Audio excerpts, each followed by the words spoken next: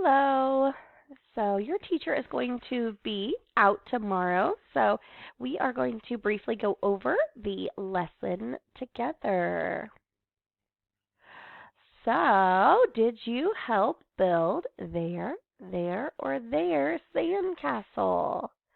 Okay, the first one stands for they are. So, did you help build they are sandcastle? Would it make sense? Their stands for possession, that they own something. Did you help build their sandcastle? They own the sandcastle, so that does make sense. And then our last one, there, is a location. So it's talking about a specific place, so that would not fit either.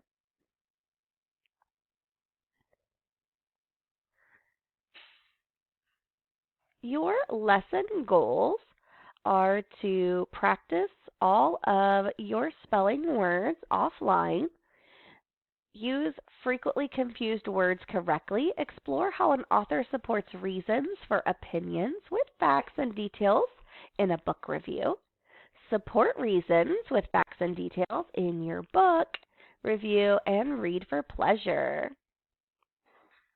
Your learning target for today's lesson is to be able to write an opinion piece and support points of view with reasons and information, which you'll be doing in a book report. Here are some frequently confused words. That boy talks too loudly.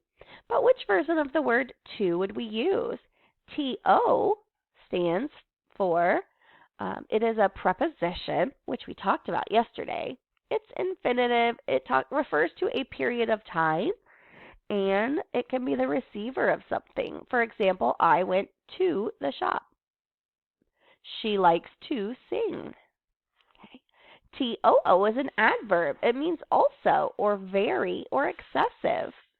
I'm studying too. I'm too tired. And then TWO is, of course, the word form of the number 2. So which word would go there? TOO.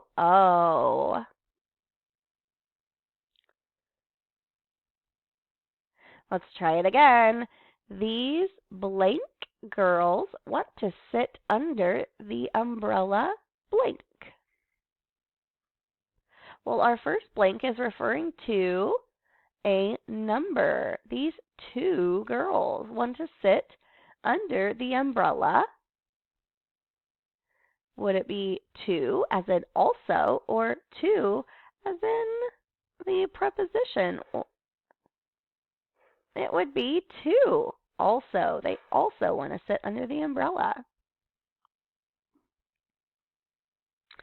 We referred to these, there, and there at the beginning.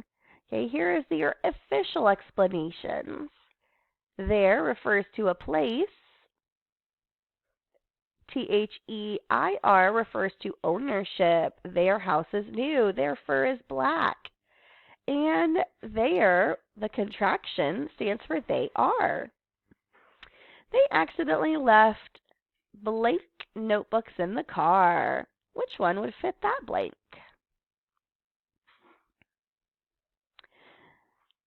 It would be THEIR. We are showing ownership.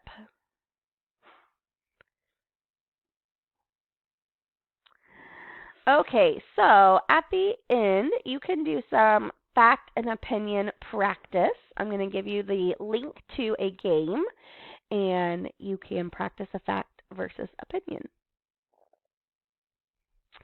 Opinion writing. Opinion writing explains what someone thinks or feels about a topic. It includes both opinions and facts. So yesterday we started reading a opinion book report over a couple of different books. One of them, The Keeping Quilt. Okay, we read this in class. The Keeping Quilt by Patricia Polacco is about a family heirloom. The heirloom is a quilt. It is made from the clothing of the writer's ancestors. Two special items used in the quilt are a headscarf and a dress. They once belonged to the writer's great-grandmother, Anna.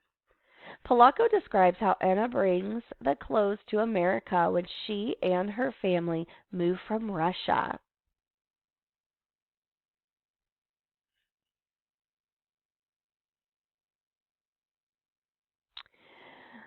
So, is this a fact or opinion? The Keeping Quilt by Patricia Polacco is about a family heirloom.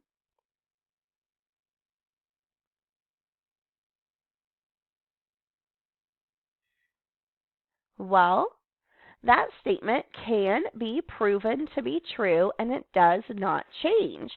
So it's a fact.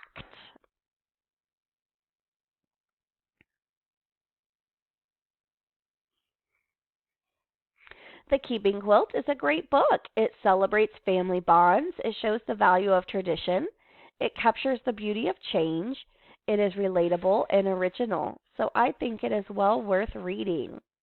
Is this a fact or opinion?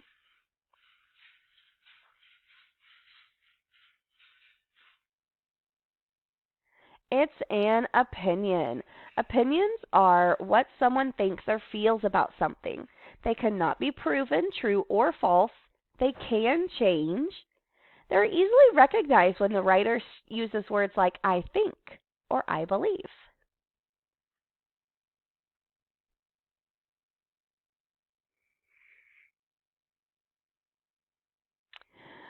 All right. Yesterday we talked about introductions um, in class. And so today we're going to talk about body paragraphs. The body paragraphs in a book report are going to state the reasons, support the reasons, they're going to give facts and details that can be facts or opinions to give more information.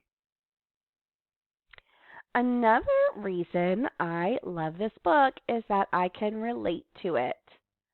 Okay, the author again states their opinion here in the highlighted yellow sentence. They then back it up with information from the book in the highlighted pink sentence. For example, she describes several weddings in the book.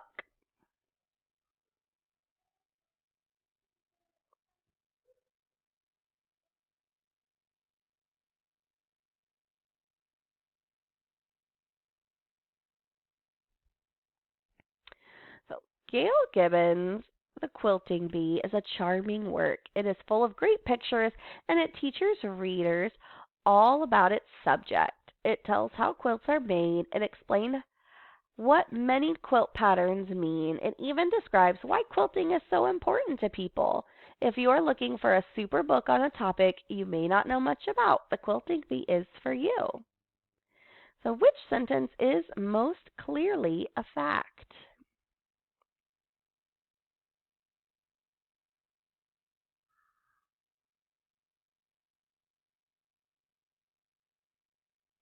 It tells how quilts are made. That is the fact.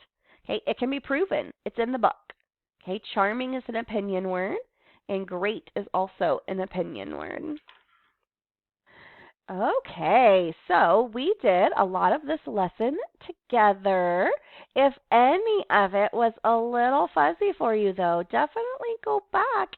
You can do more examples on frequently confused words, learn more about facts and details in a book review, and of course, you could try it out as well. But otherwise, you need to practice your spelling words, try it, support reasons in your book review, your writing, do your wrap up questions, and wrap up and go read. All right. Have a fantastic rest of your afternoon and look at the email for a link on fact and opinion practice.